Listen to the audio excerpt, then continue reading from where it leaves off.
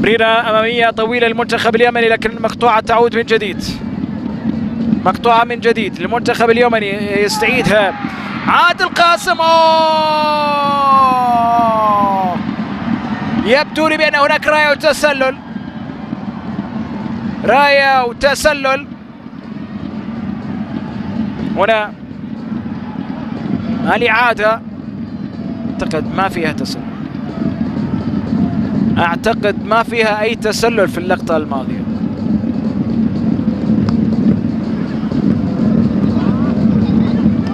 معوض يا عصام، معوض خير يا عصام ردمان. هدف بصراحة صحيح للمنتخب اليمني يلغى.